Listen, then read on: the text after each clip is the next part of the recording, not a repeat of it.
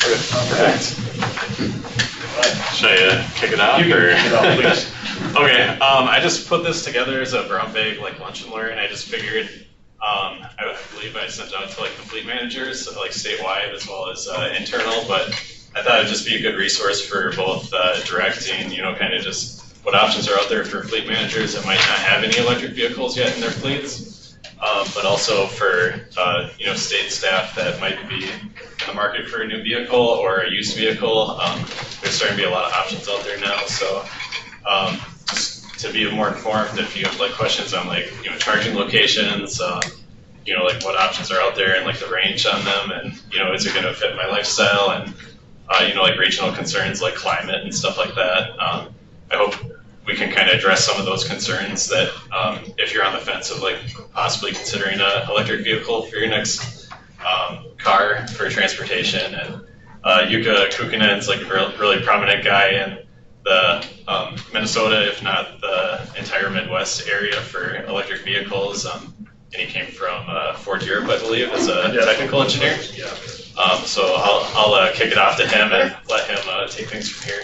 Okay. Well, thanks, Stephen, for organizing this. It's great to be here today to talk with you about electric cars and talk about all the things that Steve mentioned and other things here. So my presentation here will be about what is the state of the market, where we're going with it, what kind of options do you have, how do you charge your cars, all of those things. And then if I understand right, you can go and see some of the cars afterwards outside. Yep, that's correct. Okay. Department of Labor Industries hosting, I believe it's Department of Admin. They're going to bring in at least a few vehicles over. Yeah. Can you also test drive that?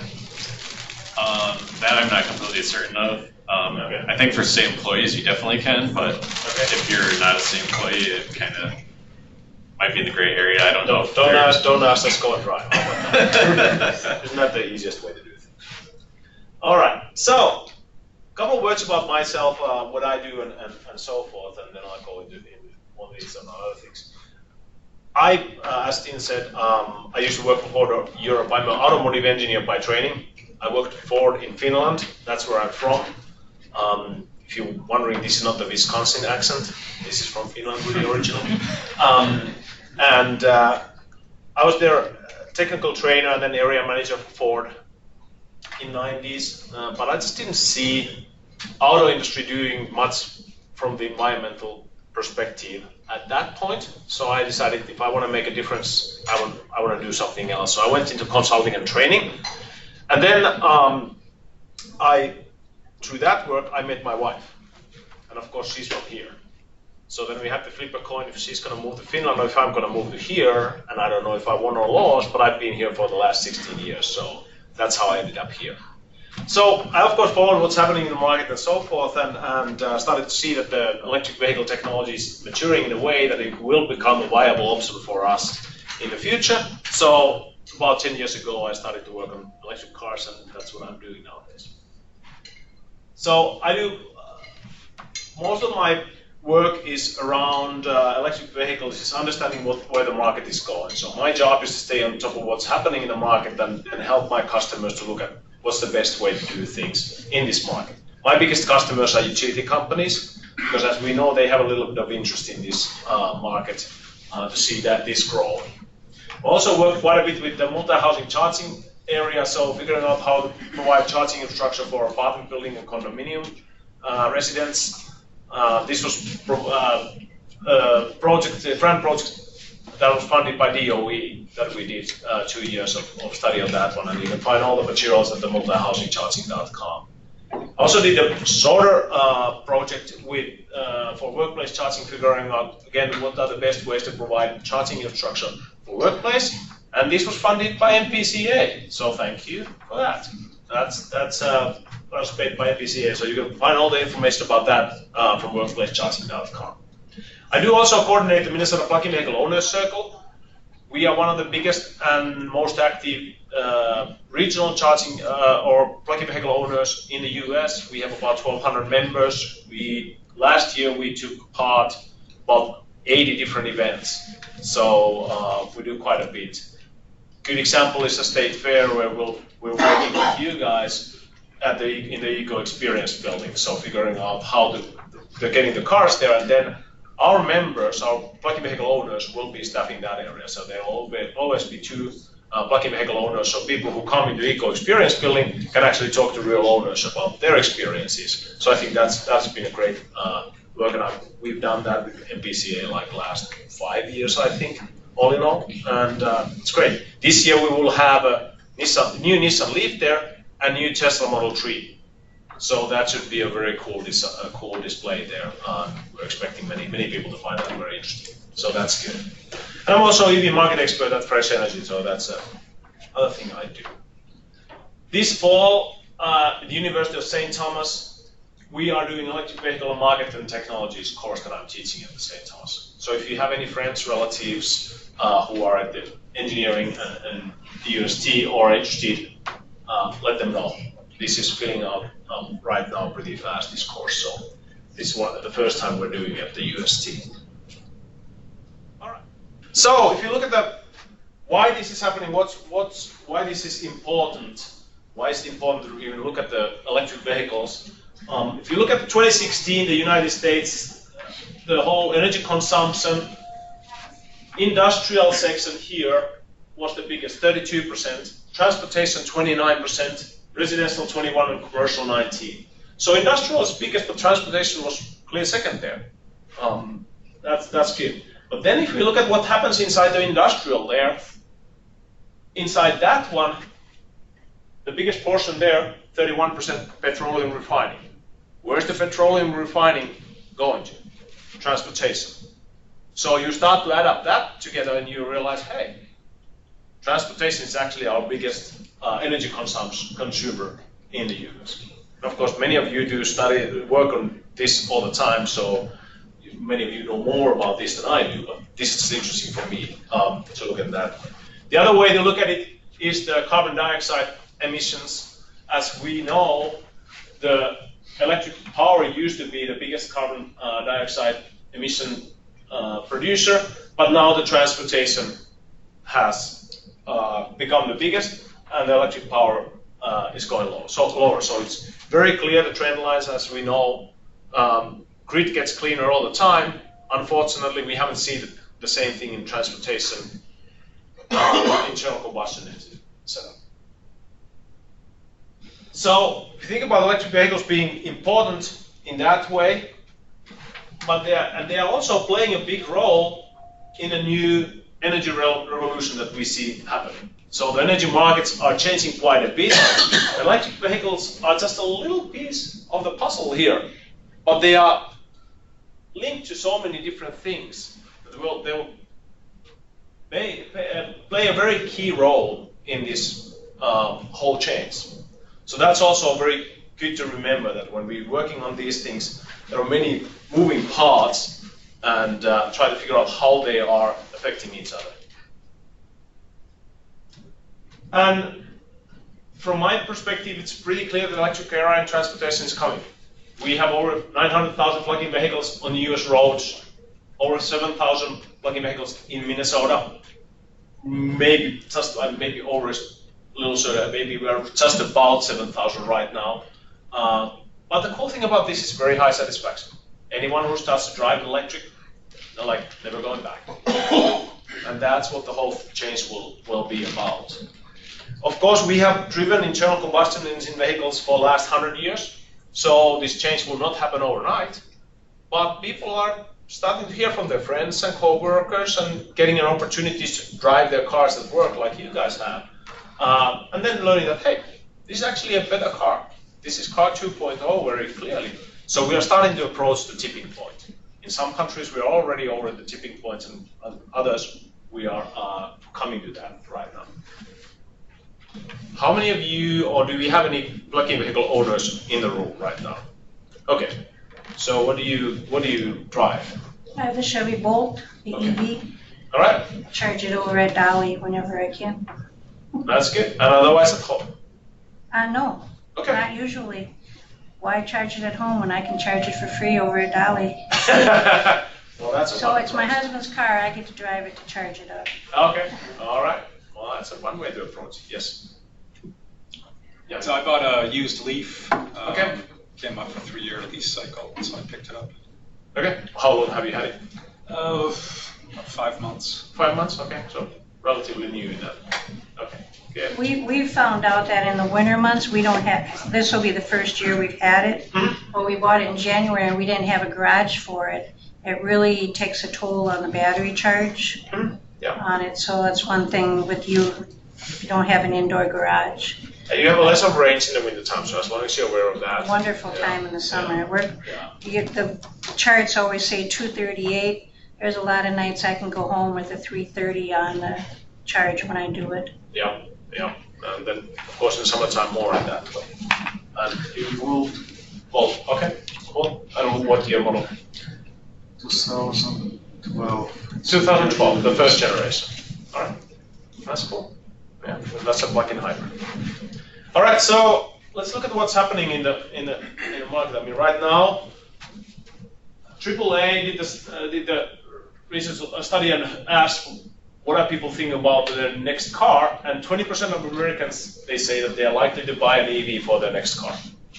That's pretty awesome. I mean, I don't truthfully care what the rest of the 80% thinks right now. So that's already 50 million people. If 50 million people move driving electric, the rest will come. There's no question about it. But that's very promising. And if you look at the sales forecast for the future, Bloomberg New Energy Finance did this kind of study in February 2016, where they looked at the market and thought about what the uptake would be, and they were estimating that in 2040, about 35% of the cars sold worldwide would be electric. It's a nice graph and so forth. I think it was pretty conservative when they came out with it, and they realized it pretty soon after that they're probably way too conservative with these numbers too. So then they worked with McKinsey to do another study. So the graph that I showed you earlier is this one here, the green one. But they started to look at what's happening in the markets where this is actually moving already in the world. And they looked at Norway.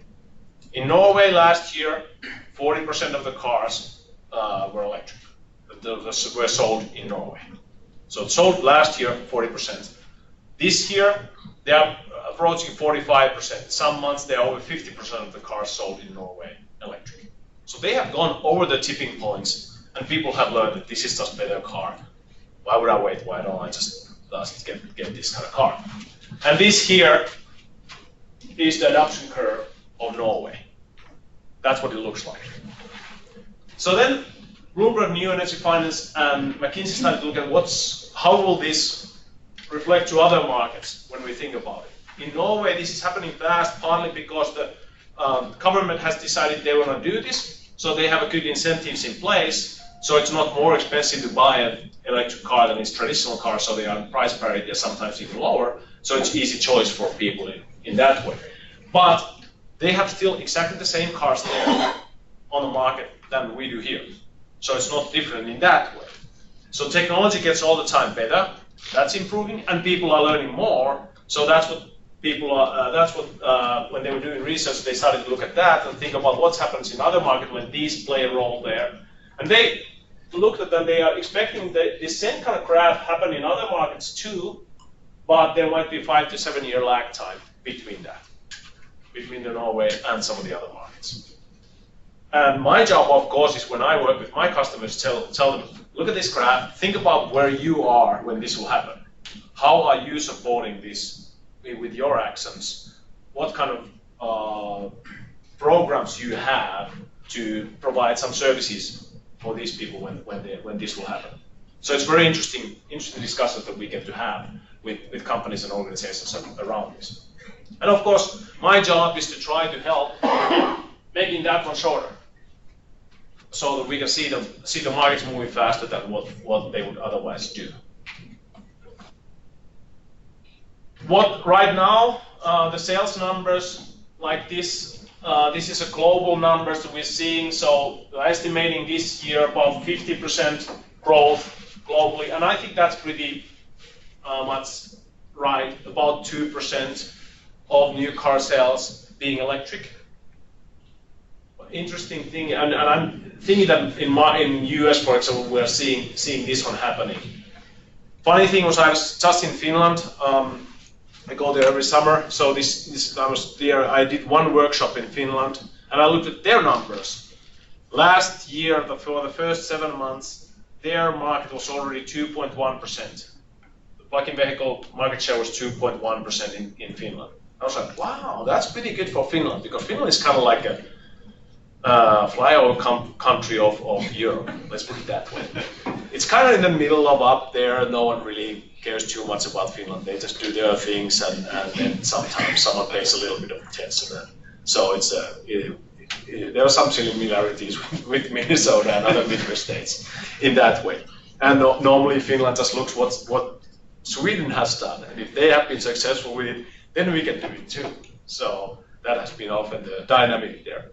So I was surprised that they actually were 2.1% already in Finland, because they don't have any special incentives or anything like that. Well, this year for the first 7 months, the same number, 5.1.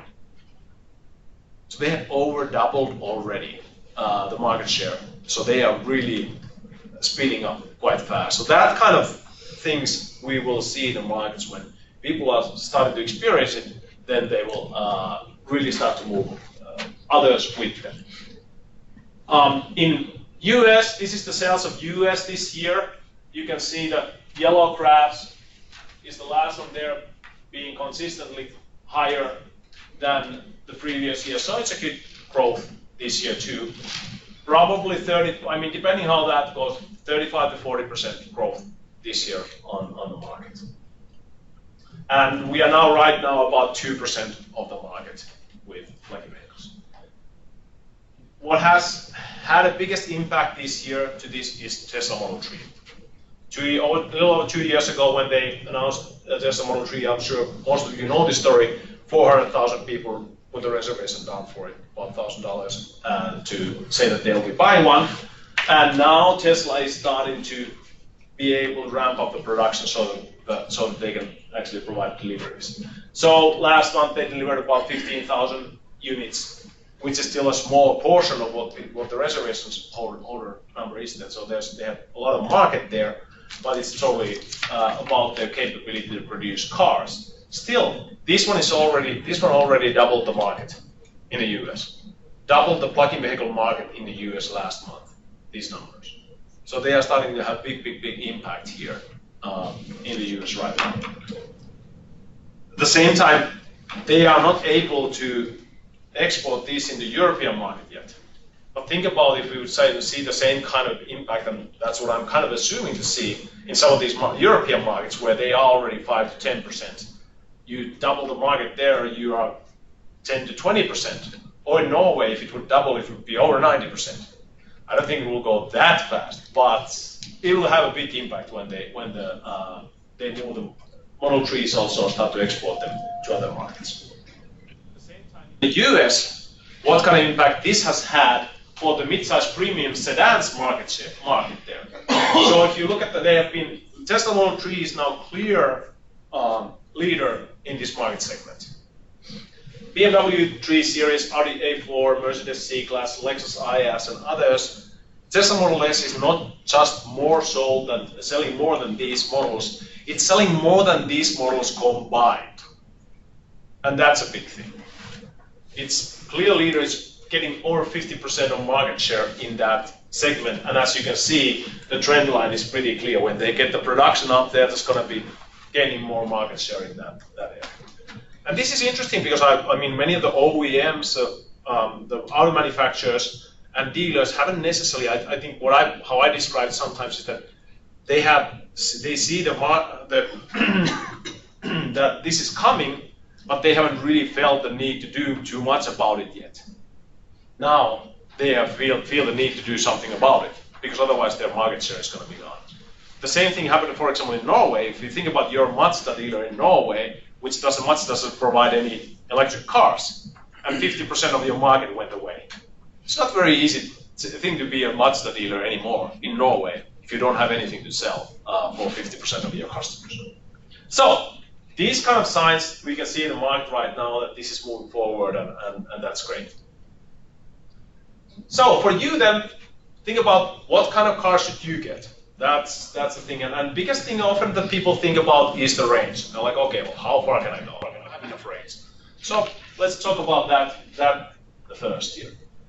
Here's an x-axis. You can see the range here, and this line here is on 37 miles. 37 miles being the average distance that people drive a day in the US. In 2012, when we got our first Nissan Leaf in our family, that car got 73 miles on average here. My wife drives pretty much exactly these 37 miles to work and back. We live in Highland Park, St. Paul. She works in St. Louis Park. So that car worked great for her, for all of her work. Now, if you look at this year, Nissan Leaf coming out in the market this year has already 150 miles of range. So the range has doubled. The price of this 2012 Leaf used to be $32,750. Now the new one is actually $30,000. So it's $3,000 less. So that's just how shows you how fast the technology is moving right now. And for example, for us right now, my wife drives with a 2016 Nissan Leaf that gets 107 miles. She comes home in most of the days with like 60 to 80 miles left in her car.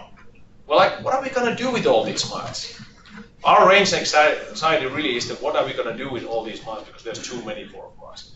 She, for example, wouldn't have any need for a car that gets 150 miles. Because no matter what kind of driving she does every day, she just doesn't need that many miles. So that's one way to always look at it. Think about how you're driving and see what works for you. For some cases, like in my wife's case, our 2016 Nissan Leaf works very, very well for her, for all the driving she needs. If you need more range, Chevy Bolt, having 240 miles of range is a great choice too. Again, when we talked about already a little bit about cold weather, in cold weather you have less range, so maybe this 150-mile Leaf gets only 100 miles in a cold weather, or Bolt gets maybe 150 miles in cold weather. Just take that into account. If that's fine with you, it'll be good. Is the Nissan Leaf all battery or gas? All battery. These are all battery. Okay. So these are all electric miles here that you can do. More range, Tesla Model 3, 310 miles. Good news is that you can actually go and order a Tesla Model 3 right now, even if you didn't have a reservation. They're a little bit more expensive. They are not the $35,000 car right now because they are only offering with the bigger battery. So when the smaller battery comes into the market, they'll get about 210 miles. Then you can start to get the $35,000 option in the market. For example, in our family, that's what we are waiting for, to get that. But again, if you need to drive longer, that's a good option for you. Tesla Model S, Tesla Model X also provide longer range. Model S, top of the line, 335 miles is what they are right now. If you say, well, I don't know, I mean, I can get around with oftentimes with like 50 miles, that would work well, but some days I need to drive to North Dakota and I never know when that'll happen, and there's no charging infrastructure in the middle of North Dakota, so what should I drive? It's like, great. You can get the Chevy Volt.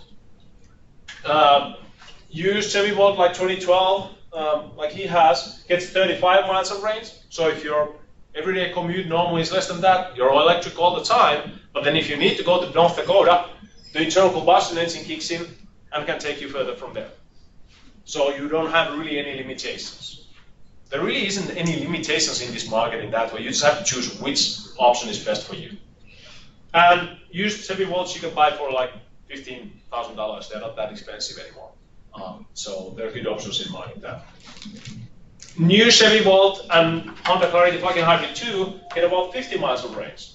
So if you say, well, I'd like that kind of combination, but 35 miles is just a little short, I commute more, so I'd like to stay in electric most of the time, then the new Generation 2 is a better option for you. Chrysler Pacifica plug-in hybrid is the first minivan. So plug-in hybrid gets 32 miles of electric range, and after that it gets 32 miles per gallon in a hybrid mode. Try to find another minivan that gets 32 miles per gallon. There isn't one. So just even if you wouldn't have any electric miles, it already would be better. And now on top of that you have electric miles, which if you drive less than 32 miles, hey, you're electric all the time. So excellent option. So how price is that one? Pardon me? What's the price of the Pacifica? Let's see. I don't remember these things. That's why I have papers. So it's after the tax credits is 34.5. So that's, and we had that one in, at the Eco Experience building last year. So we've shown it there. And then there's a ton of other options in the market that you can choose from. Different kind of plug-in hybrids that you can choose, and also pure electrics. So if you look at all the models available in Midwest, since we don't have 5 hours of time, I won't get into details with these, but at least I can show you some shiny pictures here. Reason why I don't worry about too much about not talking about all of this, because then you have this. So now you have this one here that provides you all the specs of all these cars. Their seating, what kind of what size the battery is, what the pricing is, the ranges and charging speeds, and even performance. Always look at the acceleration from 0 to 60 miles per hour. That's the most important piece column in that table, of course. But it's pretty impressive in some of these cases. I mean, you look at the even like big SUV like Volvo XC60 T8, 0 to 60 in 4.9 seconds. I think that's fast enough. So it's cool. That's a cool Then you thing. gotta remember, you're gonna lose a lot of your energy if you try to, as my kids say, kick the shit out of it. You're gonna use up a lot of your volts, your charge. Yeah, for sure. But most of the time, it's not an issue. So, and also good news is that if you want to share this with any of your friends, it's available online. You can find the link on the bottom of this page there. So you can check it there. Or if you want to go back and say 3-4 months here from now and see what kind of models we have now available, just go to the website and you can find the information there. All right. Then we get often questions about, well, how about the environmental impact? You have to produce the electricity somehow. How does this compare to traditional cars in that way? So I think MIT did a really awesome work on this one in 2016 when they put together a carbon counter survey or research on this one. So you can go to carboncounter.com. This is using the basic setup there, but you can actually change the assumptions there. This is, for example, using US grid mix, but you can also always go to Midwest grid mix or California grid mix or renewable, whatever. Just do all of those. But anyways, they looked at 125 models of vehicles and looked at their life cycle greenhouse gas emissions. So that's the y-axis here, and costs. And again, this is from production to disposal life cycle emissions. So they are comparable in that. And surprise, surprise, internal combustion engines turn out to be the producing more greenhouse gas emissions during that time. Diesels are the gray ones here.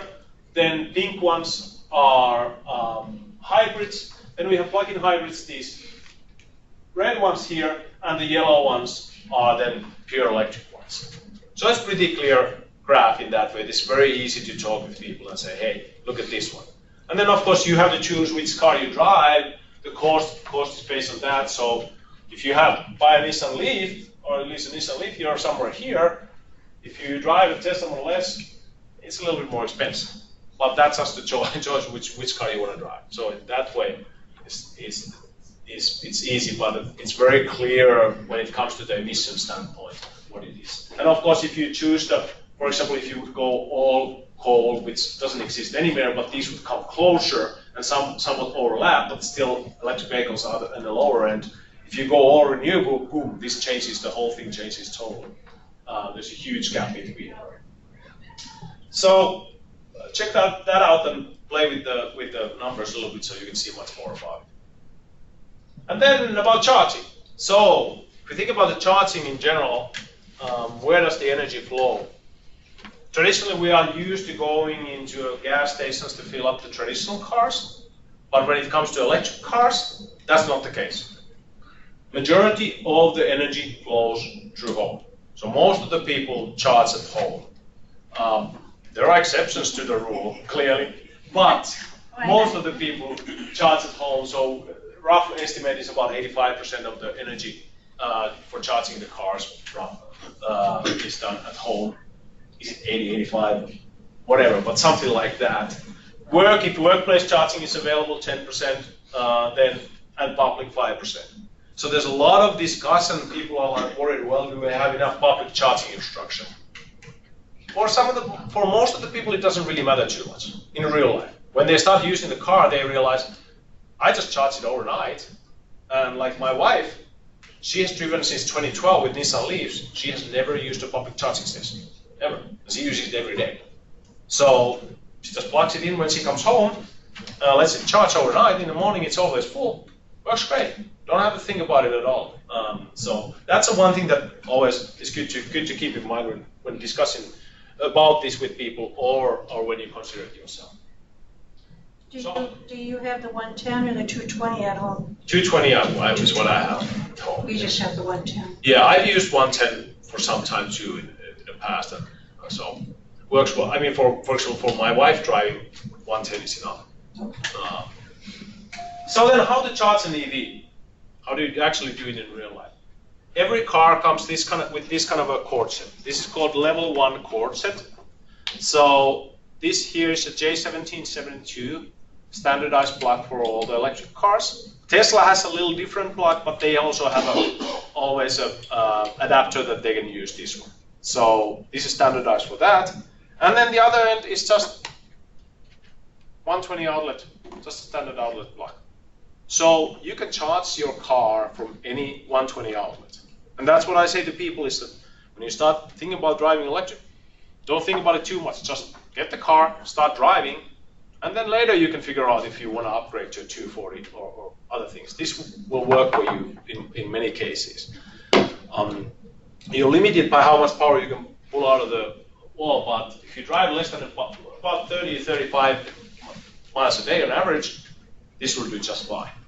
Then if you want to have faster charging, then you go into level 2. So then you get a little bit bigger box that is most of the time hardwired. It's not much different. And then this connector here will be the same kind of J1772. So that doesn't change too much there. Well, then you can have one of these or use one of these public charging stations like you have outside there. You've seen these in use. These stations cost about $500 to $700. So it's not a huge investment in that way. And the installation cost is totally dependent on how close your installation location is to your power source. So if you like in my case, I have a 200 amp panel in garage, it's very easy installation because you just run a little conduit there, install it there. Maybe electrician would ask for $200 for that kind of installation. It's a different thing if you have your main panel in your house and then you have detached garage and there's 40 feet between those, then you just have to do a little trenching after that. How do I know? I've done it a couple of times actually, so it's fun work. Anyways, that's the other option for you. And then you can also use, in some of the cars can use the DC fast charging. So those are refrigerator size units that you can see on the side of the road. So they provide much more power, much faster charging. So how fast does this charging happen? If we do a little math here, the only number that I would like you to remember from this presentation is 3 miles per 1 kilowatt hour. So if you have 1 kilowatt hour of energy in your car battery, you can get about 3 miles with it. So now if you drive 30 miles a day, how many kilowatt hours did you just use? It's tough math. 10. Yeah. I know it's really, really tough, but still. I like to challenge the audience. So anyways, 10 kilowatt hours is what you use that day. So with this one, the level 1 cord set, you are limited by how much you can pull out of the outlet. So that's normally like 1 to 1.5 kilowatts. So then that takes about 6 to 7 hours to charge with that cord set. Again, If you're just charging overnight, 6 to 7 hours, fine. I try to sleep longer than 6 to 7 hours, so I don't care in that way. But if you would be driving 60 miles per hour and 60 miles a day, and then you need 14 hours, then you start to stretch a little of that. So that's why in those cases, then you definitely consider the level 2 charging station. And those ones can normally provide like 3.3 to 7.5, depending on what car you have. The car actually itself has a charging system in there that determines how fast it can charge. But in these cases, the same kind of 30 miles takes you 2 to 3 hours normally to charge. So then you can do much more charging, driving in a day. And definitely with the full electric cars, even with those, with that setup, you can always charge it full every night if needed. And then with DC fast charging, if that's more used for road trips, for the same 30 miles, it takes about 12 minutes. So it's so much faster. That's a 50 kilowatt level that we are right now seeing installed, but there are faster ones coming, 150, even 350 kilowatt levels coming in the future. So that'll shorten the time or provide at least more miles in the same time frame for you to drive. All right. And there's a picture of the public charging infrastructure map. So there's over 250 locations already in Minnesota where you can charge. That starts to be pretty good. And more coming, as many of you know, right now the MPCA is handling the VW settlement funding, and that'll provide more charging infrastructure, especially these orange dots that are the fast charging stations on the corridors, making it easier for people to drive around with, even with the pure electric cars. Residential household, also these were just for your information.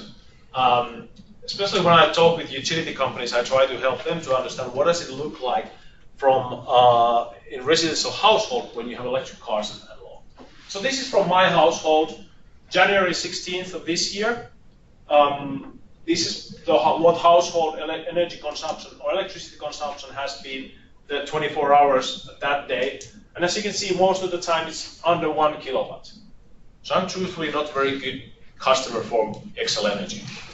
As you can see, I'm not consuming too much. But this is what's happening. People are just having more energy efficient appliances, better lighting and everything. So people are using less energy there. Then you add into this mix the thing that I actually have solar on my roof. So even in January 16, which wasn't, as we know, winter is not the best time to produce electricity with solar panels, but still, you can see this one, I probably produced more that day than I consumed overall. So now I'm a lousy customer for Excel Energy. I mean, they're like, how can we get rid of you? Why would we need customers like this? And I explain this to small rural electric co-ops. I'm always saying that at this point you're saying, Jukka, just don't move to our service territory. Just stay in Twin Cities. That's a better place for you. And that's understandable. I'm really not a very good customer for my utility company if I'm not buying anything from them in general.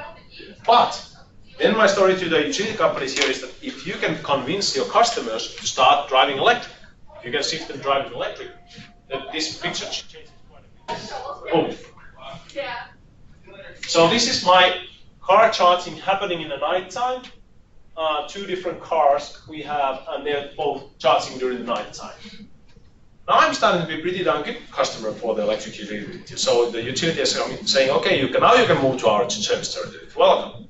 But this is the story. If utility companies are seeing less and less sales, electric vehicles will provide them a great opportunity to increase their sales.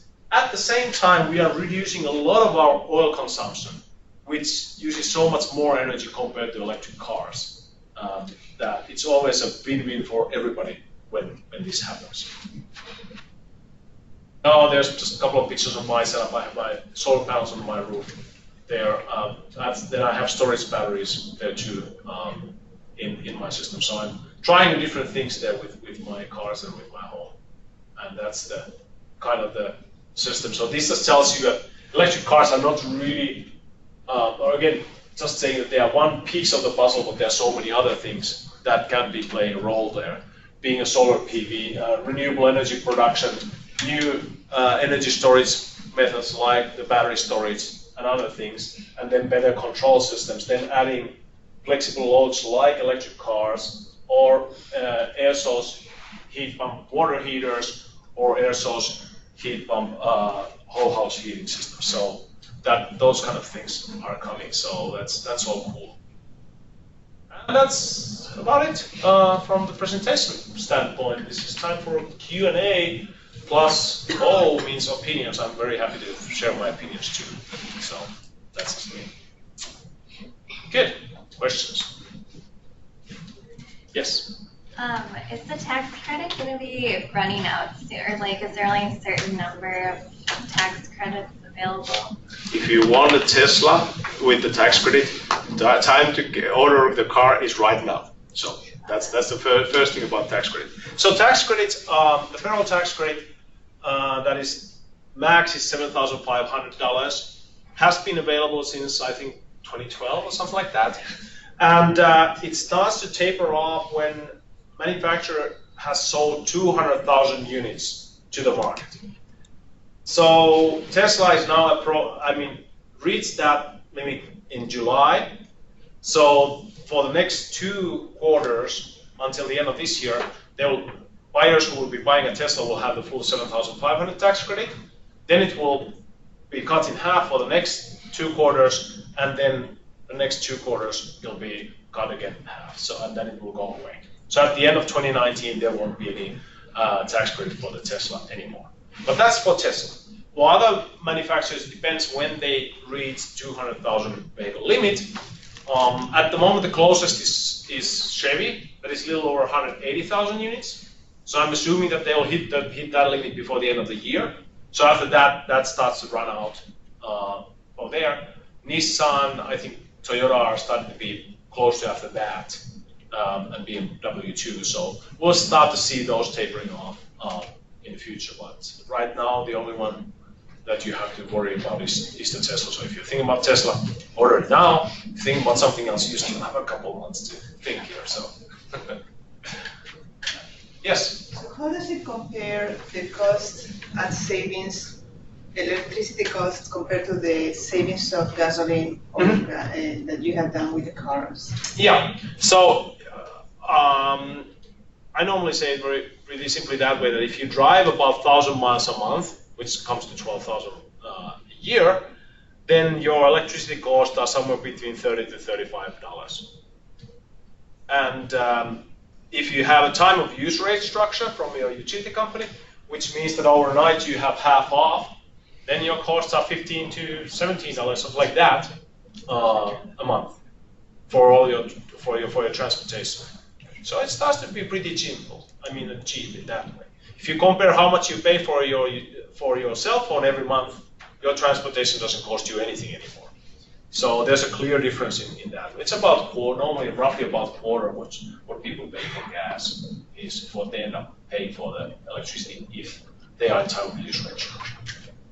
Yes? And some utilities in New York, because they are seeing decreased usage at home, they want to encourage this. I think 2 just made websites where you can compare like what gas vehicle you're looking at, and then it will give you a comparable price EV and say, like, you can put in how many miles you think you'll put on in a year, and it makes like an average gas price, but it says, even though this is $7,000 more based on maintenance of your internal combustion engine and stuff, it actually, you can get this EV and come out on top. And I think like Con Edison. Yeah, and of course, from my perspective, my advice always is that you don't have to do the comparisons. There really isn't comparison. The rule of thumb is no plug, no deal. The only car you want to buy is something with a plug. If it doesn't have a plug, don't buy it. That's how simple life starts to be right now. The maintenance that you brought up is a good point. If you look at, for example, Chevy Bolt, that is a new one in the market. Maintenance items in that maintenance list has every year or 7,500 miles, you should rotate the tires. Every 2 years, you should replace the cabin air filter, which takes about 5 minutes to do. every 5 years you should replace the brake fluid, and every 150,000 miles you should replace the coolant in the system. And that's it. As long as you know how to put the windshield wiper fluid and add air pressure, those are the only things that you have to add to that list. I have my car hooked up to my phone, and it tells me the pressure on the tires, how long, what time my car is going to be done charging. Yeah. And our charging stations don't come on until 6:45 in the morning, and they go off at 6 o'clock at night. And it'll tell me what time it's going to be done, what the percentage is. It's nice. I just go over by the window and log in, and it tells me how I'm doing. It tells you if there's recalls. We've had 2 recalls to update the panel because it froze up. Okay. And just by going on there, they send me an email and tell me that. And the other one had to do something with the battery, but we've only had it since the first of the year. But he's happy with it. I've had people at work that are 6'5" come and sit in the front seat, and they are amazed on how much space is in that thing.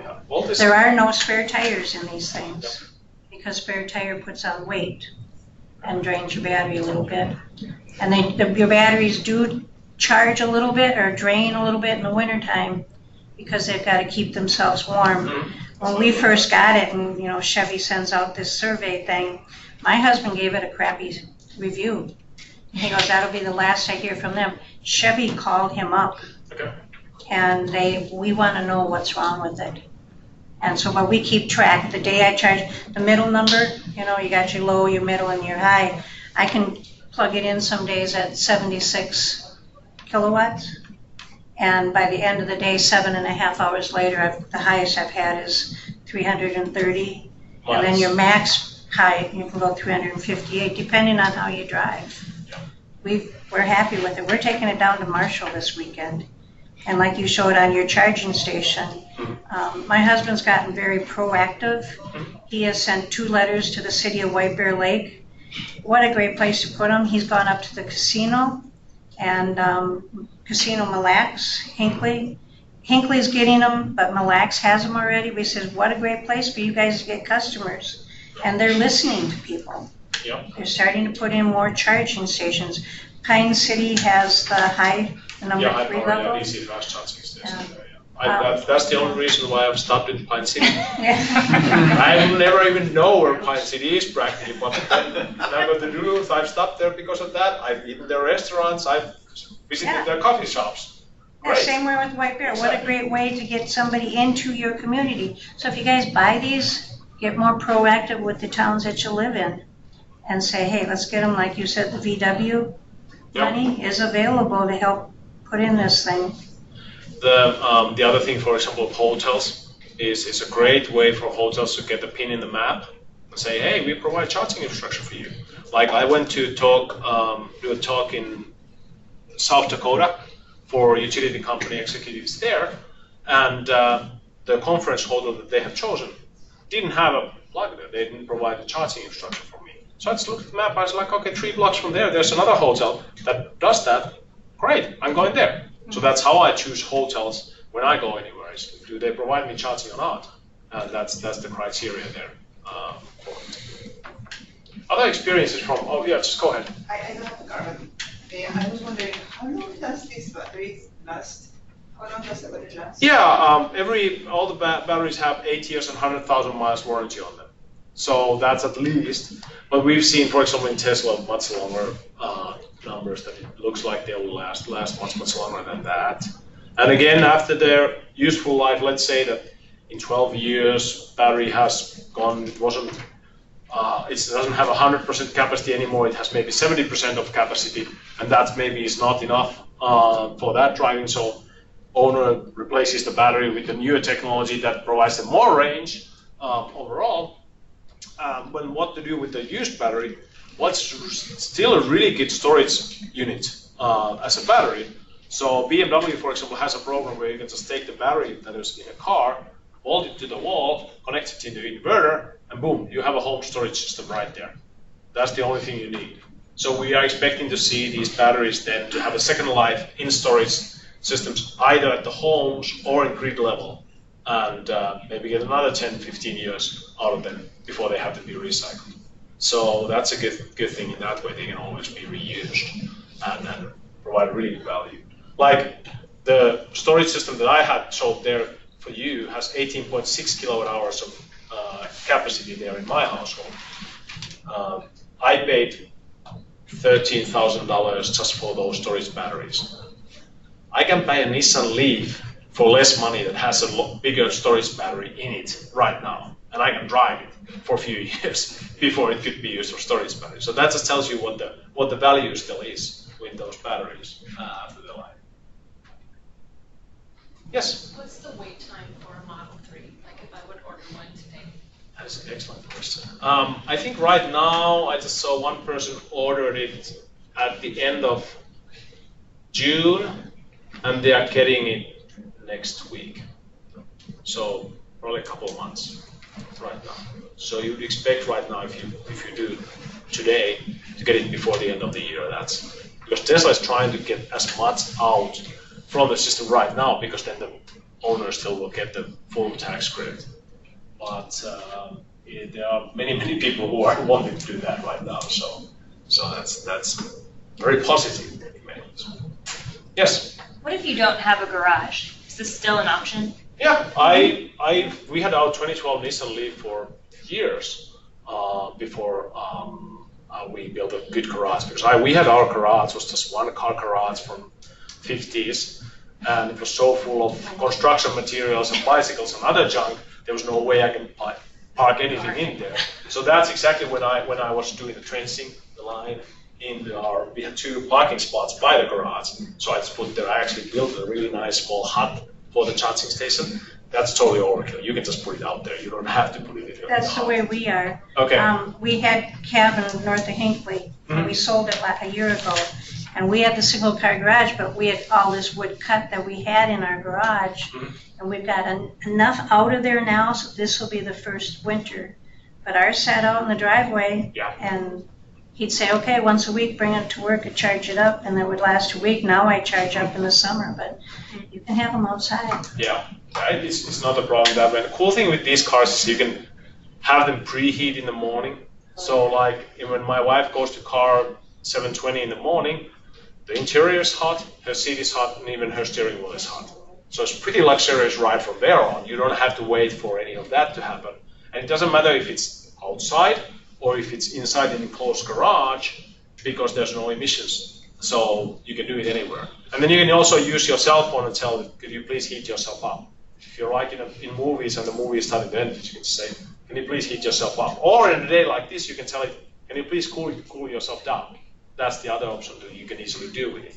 I once done it so that, okay, being from Finland, I held to my Nokia phone for the longest time. I think this is the thing. I'm never gonna give up on this one. This is the big one. I think I want to use. And it was half smart, mostly dumb phone. Everybody else was already in Androids and all the other cool things, but I was still trying to work with that one. It worked just fine, but it didn't have any apps in it.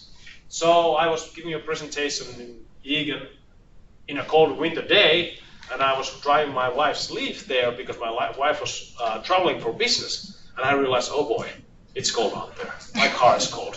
What am I gonna do? And I was like, hey. I took my cell phone, my dumb Nokia. I still can do text messages, so that's good. So I texted my wife, could you please turn the heat on? So she turned it on from California, so I could 15 minutes later walk into a warm car outside there. So that's how you can nowadays work with technology. Good. Do you have the income levels memorized for the tax credit for like a single person and a married couple? Like standard deduction, like how much you need to make a year? Oh, it doesn't actually have any income levels there. The only question is how much did you pay taxes? Okay. If you're, for example, expecting to get $7,500, if you pay more in that year than $7,500, you will get the full credit. And assuming you don't have any other deductions that will lower it. But if you have that, so that's the only thing that plays a role there. And that depends on by the way, if you look at the tax credits, there's a one column here that shows you all the tax credit levels. Depends on how big of the battery the car has. Some of them are full 7,500, some of them are lower because of that. So when you go to your tax lady next year, I mean, I literally brought the whole folder with that. And that we sold our cabin up north, we would have had a $10,000 capital gain. But by buying the boat, we only paid over $3,000 because we got the full $7,500. So that's the other way, other idea. If you don't otherwise have enough tax liability, just go and sell something big. Yeah. Good. That's 40 a good acres. idea. Excellent. Any other comments from other owners that you'd like to say that we haven't covered? Yes. No, I just say I was one of those folks that ordered the Tesla the day of the great reveal, you know, a little more than 2 years ago. I don't have it yet, but I'm assured I'm going to get it by the end of the year. But for those folks who are, again, who are considering buying that Tesla now, they're only making the somewhat more expensive model. So they've been advertised as being, you know, the affordable electric car, and there's numbers around $35,000 or so. That's not the car they're making and selling now. They're making the more expensive one. Yeah. So Yeah. just so you know. Yep, it's that, and that's why, for example, we in our family are waiting to get the small battery, because we don't need the long distance. Again, my wife is fine with 107 miles, so why would we need 310 miles for it? So that's always one consideration. Think what you want. Like a comparison there, if you remember that graph that I showed you, like Nissan Leaf having 150 miles or Chevy Bolt having 240 miles. And there's a price difference between those two is $7,500 too. So it's like you have to think about it. If 150 is enough for you, then it's a cheaper car. But if you need more, you have the option, and it's just a little bit more money. And that's just how it is. Good. I think we're done with the time here, so thank you for having me here, and go check out the cars outside. Thanks.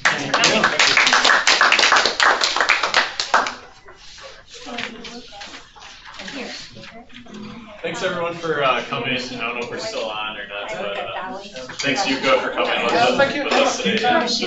Just do it in the level 1 and 1 more night.